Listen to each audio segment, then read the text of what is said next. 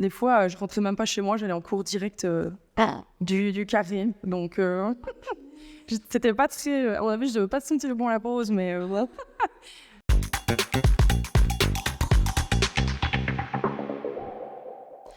Bonjour à toutes et à tous, je suis Marine, alias Curvy Bleu Marine sur les réseaux sociaux. Je suis formée en architecture d'intérieur à l'ESA Saint-Luc à Liège. J'ai également fait un master à Bruxelles et on est ici aujourd'hui avec Student at Work et avec Laurane pour parler de notre vie étudiante, de nos études et de toutes nos expériences. Pour moi, ça date un peu, c'était déjà il y a 5 ans. Pour toi, c'est tout frais, hein, tu es en première année. Je te laisse un peu te présenter. Dis-moi dans quelle école tu es et qu'est-ce que tu fais. Là, je suis à Art au Carré à Mons. Donc, le nom de l'école, c'est Art au Carré, mais je suis dans l'implantation des carrés des arts. Ok. Et t'es en quelle année? Là, je suis en B1, donc en première année. Ok. Et comment ça se passe? Tu aimes bien? Ouais, j'aime beaucoup. Les profs, ils nous aident beaucoup, mais ils nous donnent des conseils, mais ils nous donnent pas non plus ils nous imposent pas ni rien, quoi. Donc, c'est une bonne école, je trouve. Ok, cool. Et c'est quoi qu'est-ce qui t'a amené là? Pourquoi tu as choisi cette option-là? J'ai toujours aimé tout ce qui est la décoration. Au début, je parlais de décoration d'intérieur, puis je me suis renseignée là-dessus. Je me suis rendu compte que je voulais vraiment faire architecture d'intérieur. Puis, il y a une de mes amies qui était là-bas qui m'en a parlé, donc j'étais avec elle, quoi. Et tu kiffes? Ah, j'adore. C'est quoi tes cours préférés? C'était croquis, mais on n'a plus. Et atelier, parce que c'est beaucoup plus libre et on pense vraiment à nos projets, quoi. Et du coup, après tes études, imaginons ton rêve idéal, qu'est-ce que tu voudrais faire? J'aimerais trop ouvrir un cabinet d'architecture d'intérieur avec tous mes amis, mais c'est tellement beaucoup, quoi. Ouais. Ok, et tu fais quelque chose d'autre sur le côté? Avant, je faisais de l'animation. J'ai fait un diplôme en animation, ESEPJ. Sauf que j'ai dû arrêter parce que justement, je voulais vraiment être à fond dans mes études et... Il y a un grippin bleu ici, il est fait comme mon pull, et on va se poser des petites questions mutuelles sur la vie étudiantine en général, et on y répond chacune. Je commence? Tu veux le faire? Vas-y, ok. Je commence par la verte. Café ou TD? Café.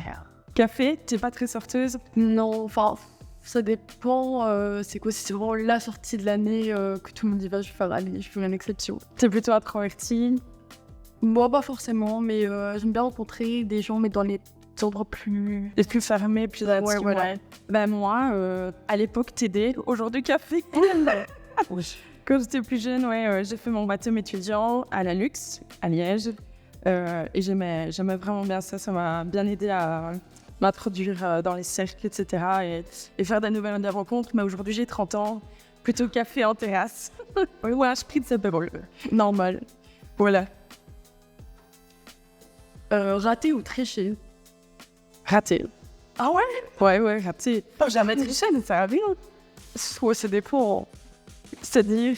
Il y a des cours, je pense que leur technique... quand t'apprends sur le moment, la technique est importante, mais... des trucs, c'est vraiment, on va dire, pour retenir, quoi. C'est vrai. Mais ceci dit, raté, moi, je trouve que ça apporte des leçons. J'ai doublé en secondaire, pas pendant mes études, mais en secondaire, oui, et ça m'a appris un tas de choses, et même dans mes études supérieures, j'ai bien réussi en général, mais je me rappelle qu'une fois, j'avais été au cinéma voir Interstellar, et après, la vie n'avait plus de sens, et j'avais un examen le lendemain, et je me suis dit, oh YOLO, de toute façon, on s'en fout, la planète, tu vois, j'étais vraiment dans le mode Interstellar, et le lendemain, j'ai raté. Mais c'est pas grave, voilà. Je trouve que la vie étudiante, c'est aussi profiter, c'est pas que étudier. Okay. Faire un travail de groupe seul ou laisser les autres faire tout le travail? Ah non, je le fais seul. Je suis trop... j'en pose trop. J'essaie de diminuer ce trait de caractère-là, mais j'avoue, si j'ai une idée en tête, si j'arrive pas vraiment à l'accorder avec les autres, c'est compliqué, quoi. Ouais. Moi aussi, faire un travail de groupe seul, je travaille très solo, encore aujourd'hui. Et je sais travailler aussi en équipe, mais ouais. En tout cas, ne pas laisser faire les autres tout le travail, sinon, c'était plutôt moi qui faisais tout le travail à la place des autres. Voilà. Faire la fête ou étudier? Les deux. Oh, vas-y, je sais pas si tu dois développer ou pas. Les deux, pour moi, les deux, c'est important. Rien qu'étudier, c'est bien, tu réussis, mais tu passes à côté des meilleures années de ta vie, donc faut profiter. Moi, je suis assez d'accord. C'est aussi ce qui te construit en tant que jeune adulte, je le trouve. Donc, nuit blanche ou dodo tôt? Quoi? Ou dodo tôt? C'est dodo. Ah, ok. Moi, nuit blanche, j'en ai fait énormément. À cause des maquettes? À cause des maquettes, à cause que j'étais perfectionniste et que j'avais toujours une idée à 4h du matin. Donc oui, parfois Et ça valait autant quand je sortais que quand je faisais mes maquettes. Des fois, je rentrais même pas chez moi, j'allais en cours direct du carré. Donc c'était pas très... À mon avis, je devais pas sentir bon à la pause, mais... Mais ouais, j'ai bien profité. Et pareil, les maquettes, je voyais le soleil se lever. C'est stressant. Et maintenant, des fois, j'essaie d'en faire et j'y arrive plus.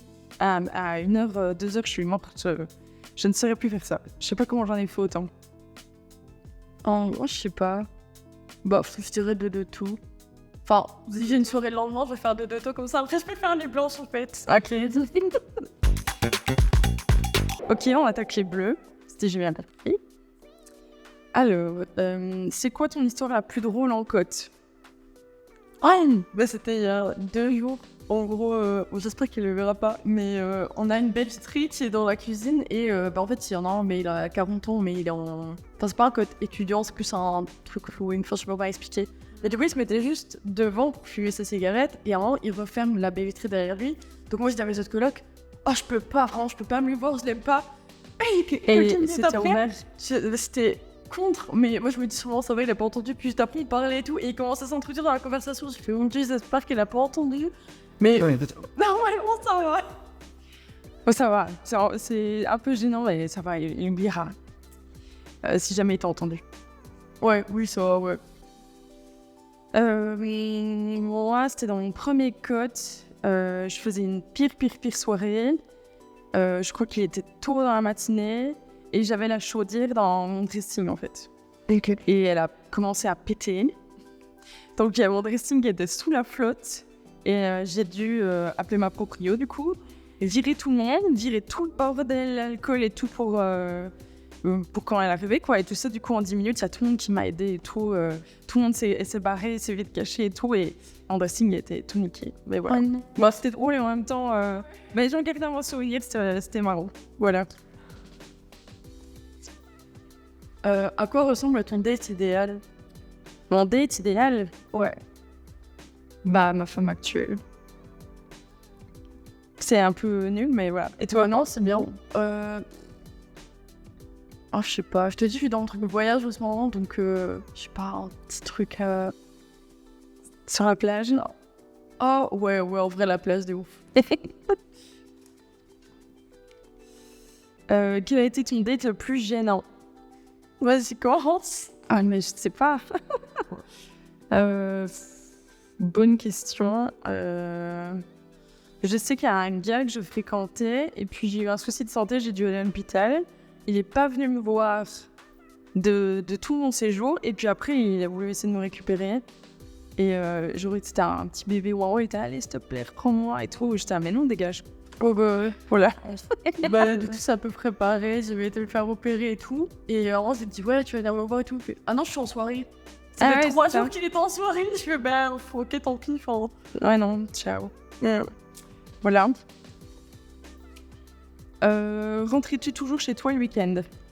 Non, mes parents sont dans le sud de la France. C'est bon, je les aime, mais... t'es dans le sud de la France? Mes parents sont partis et moi, je suis restée. En fait, c'est eux qui sont partis côté, en fait. Ah, ok. Donc, non, c'est impossible. Ouais, je comprends. Moi, pas tous les week-ends, mais de temps en temps. Déjà pour les lessives, merci maman. Et quand j'avais des sorties de par chez moi, près d'Arlon, le Métranque, tout ça, là, je rentrais. Sinon, je restais à Liège, j'aimais bien.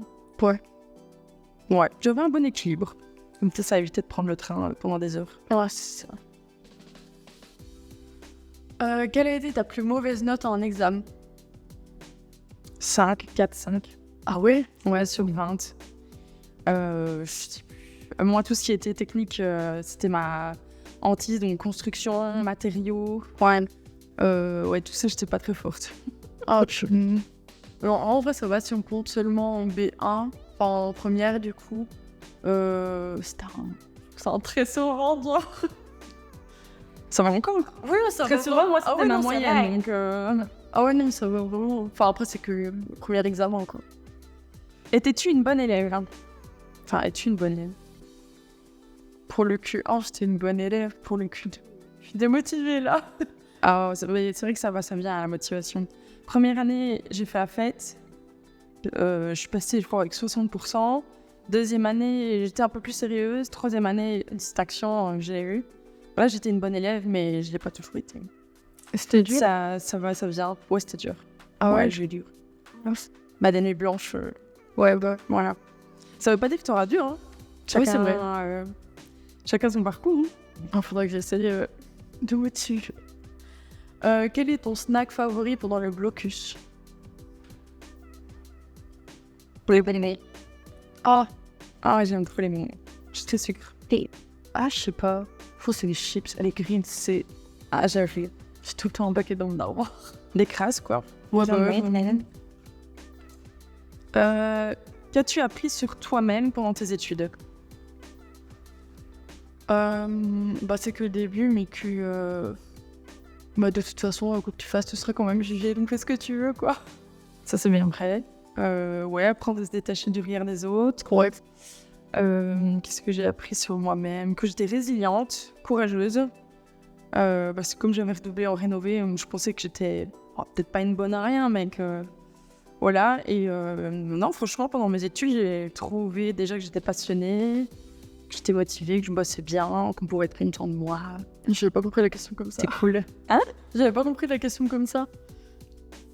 Bah, c'est bien aussi ce que je t'ai dit.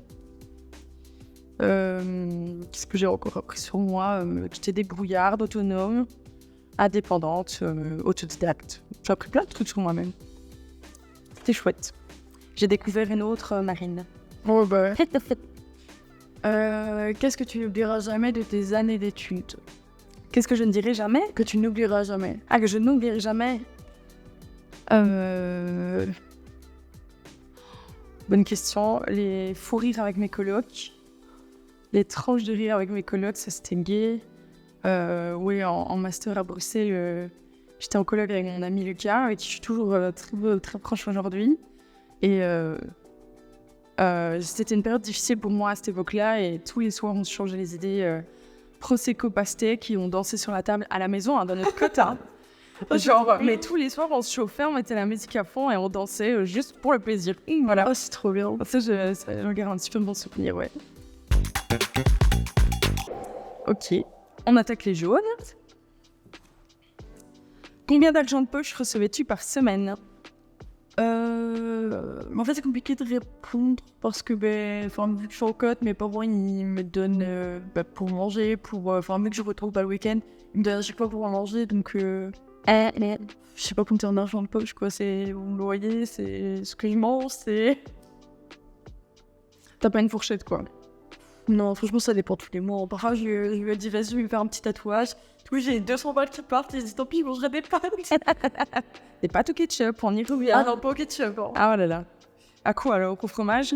Ouais, en vrai, ouais. Moi, combien, je ne sais plus. Mais j'ai eu la chance d'avoir une bourse d'études.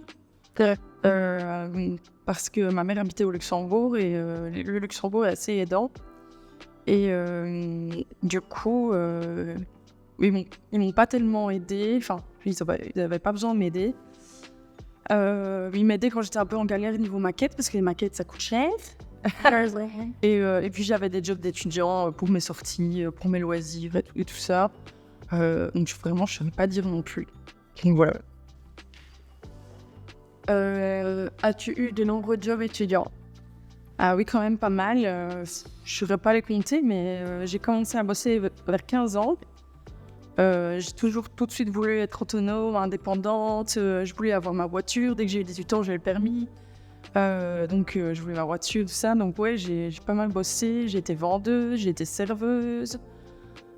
J'ai servi tous les étés à la foire agricole de Libramont. Pour ceux qui viennent de chez moi, ils se reconnaîtront. J'ai travaillé dans un cabinet d'ingénieur avec mon beau-père. J'ai même été femme de ménage quand mon père avait encore sa boîte où je nettoyais dans son entreprise. Ce que j'ai fait encore, j'étais vendeuse au trafic, mais ça c'était mon meilleur. Il y avait une bonne envie, j'aimais bien. Ah, trop bien. Vendeuse au trafic tous les week-ends. Voilà. Et le dimanche, j'étais payée double.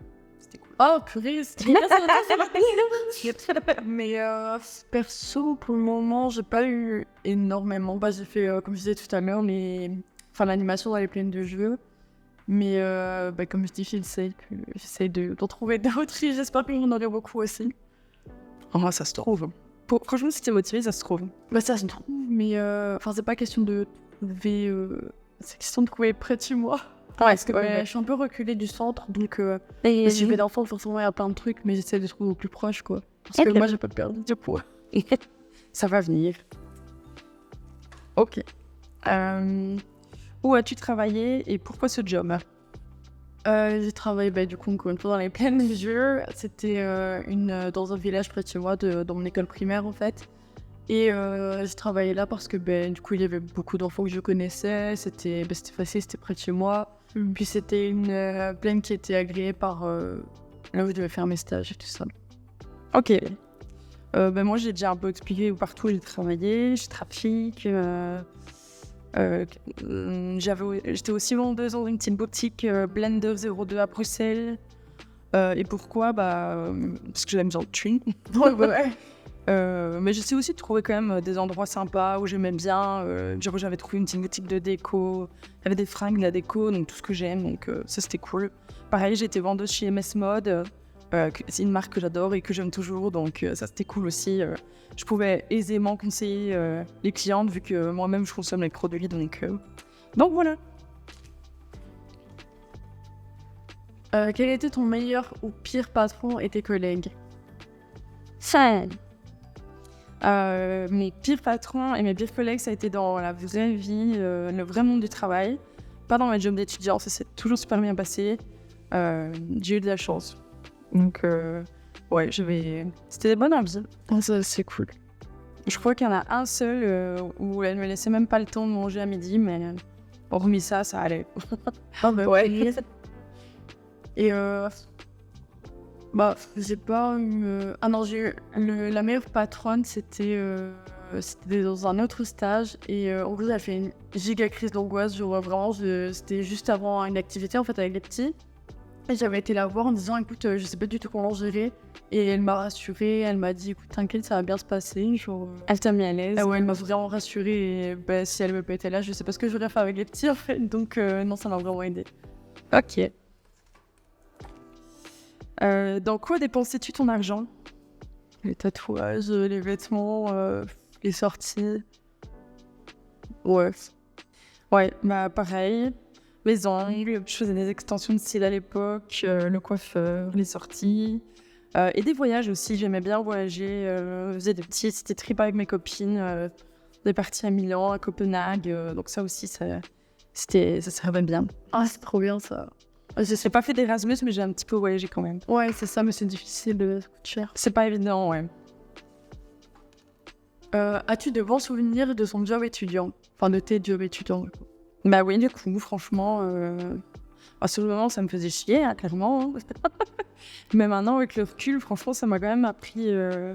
ça m'a donné un aperçu de la vie active, quoi. Ouais.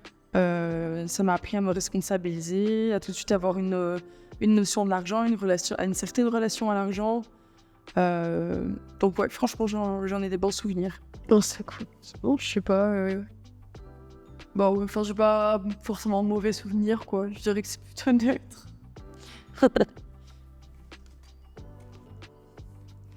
Ton meilleur conseil pour les étudiants aujourd'hui? Oula. C'est dur de rester motivé, mais c'est dur de donner un maximum. Et limite, si vous avez du mal et tout, sortez avec vos amis un peu, puis après, comme ça, vous allez savoir vous remettre dans le droit chemin. Mais surtout pas se laisser motiver parce qu'après, c'est super dur de remonter, quoi. Ok. Le meilleur conseil que je donnerais à un étudiant, c'est que les études, ça ne fait pas tout. que vous pouvez vous tromper, que c'est pas grave si à 20 ans vous vous êtes trompé de voie, qu'aujourd'hui tu peux faire un diplôme X et finalement bosser dans un autre domaine complètement différent, qu'aujourd'hui avec tous les moyens qui existent on peut être autodidacte. À partir du moment où tu es motivé, déterminé, tu arriveras quelque part, c'est sûr et certain. Même si tu te sens perdu pour le moment. Oh, c'est trop mignon. Bon, je te remercie pour cet échange, c'était super enrichissant. Merci à toi. Et je te souhaite bon courage. Franchement, on ne te démotive pas, tu vas y arriver. Je te souhaite bonne continuation à toi et à bientôt. Merci, à bientôt. Salut.